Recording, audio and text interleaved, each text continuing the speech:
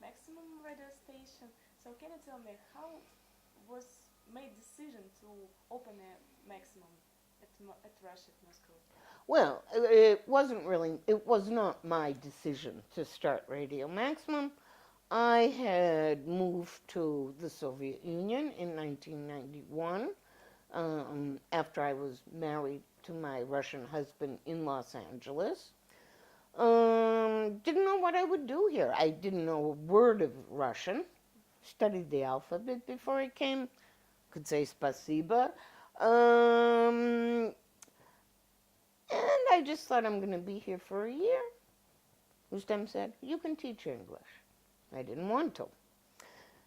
Um, I actually first went, I had the name because of my Los Angeles contacts. My first meeting was with the head of Mosfilm. And he's like, great, you can start Monday. I said, but what's my job? I don't understand what what are my responsibilities? Oh, you worked in entertainment, in radio, in music. We'll figure it out. I asked him how much money.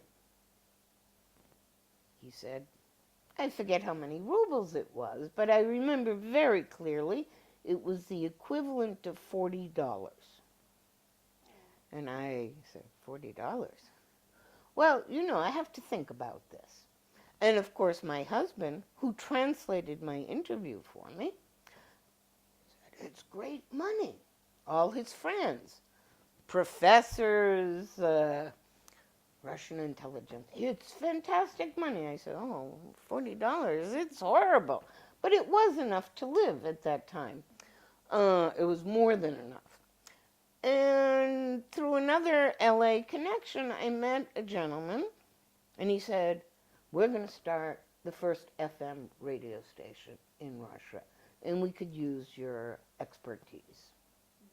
And it was really a Russian-American joint venture, and that's how it started. They asked me to come. Did you hear Russian music that period?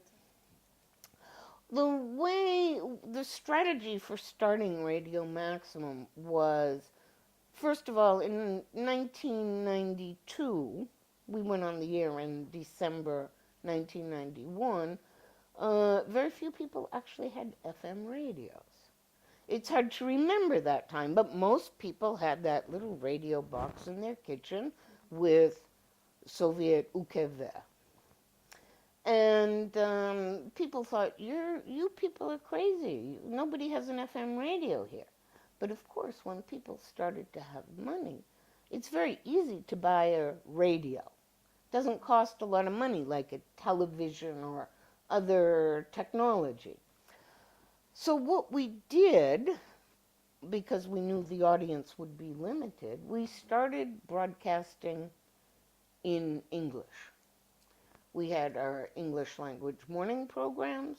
It was very well received by the expatriate community in Moscow, which is quite substantial. And we would play Russian and Western rock in the afternoons while we trained disc jockeys. Because you have to remember, there were no disc jockeys in Moscow or in Russia. So once we felt we had trained people to a sufficient level, we still broadcast in the morning because we could go after advertising money. There were no stores, with identities. So, you can't go to product store number 24 and ask them to pay to advertise.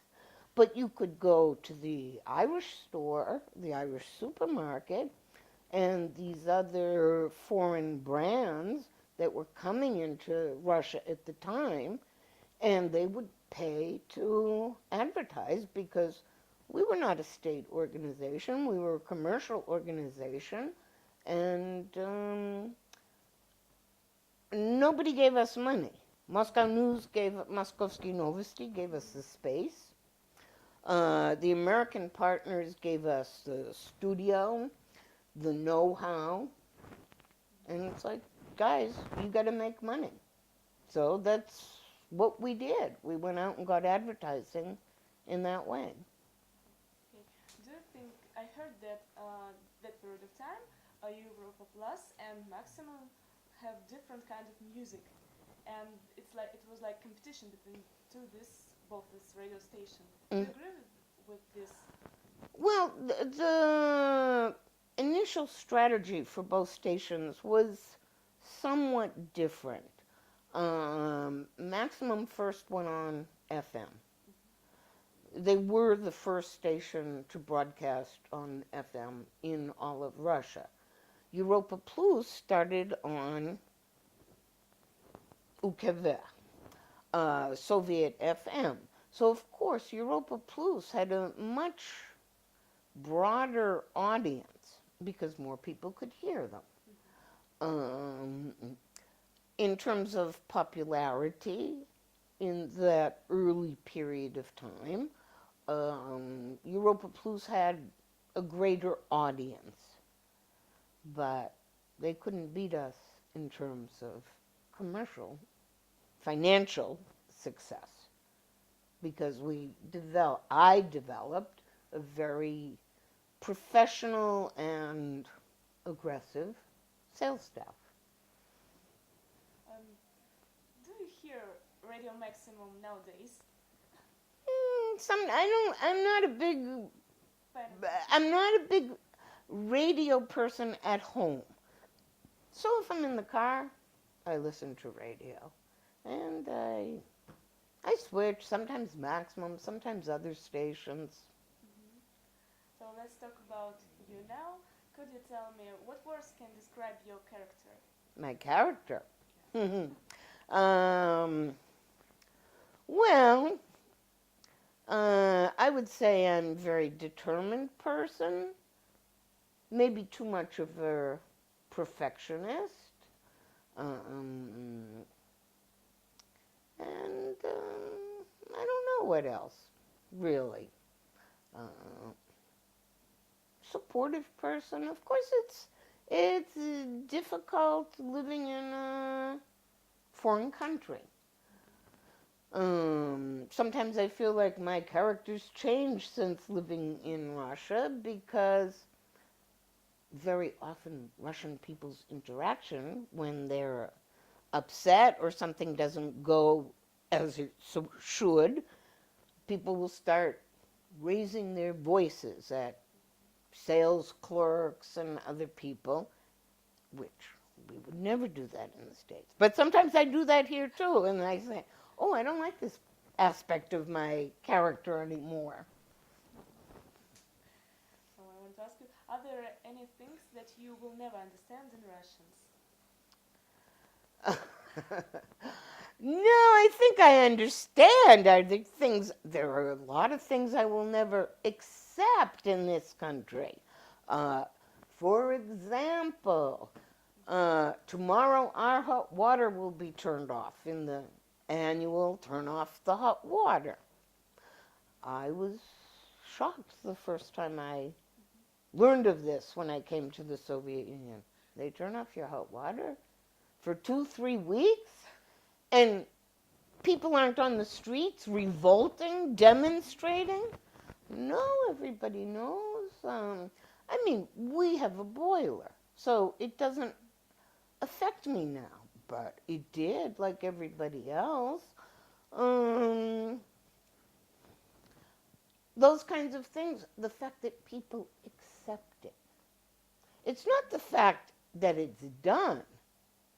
I mean, if you turned off everybody's hot water in America, even if it was in a rotating system as it is here, I can imagine people would be demonstrating and protesting. I mean, people are not going to live without hot water. So. But it's part of live. It's part of what? It's part of living here in Russia because it's. Yes, it is. Yes, it is. So, not just foreigners, but many Russians also. If they are able to install a boiler, they do. So they can have hot water even when the system's shut down. Do I accept it? No. I learned to live with it. I think there are things you learn to live with. The bureaucracy is needing stamps on everything is, sometimes incomprehensible. I understand it. Do I like it? No. I come home and I say, this crazy country. But you know what? If you live in any country that isn't yours, you will always have days like that.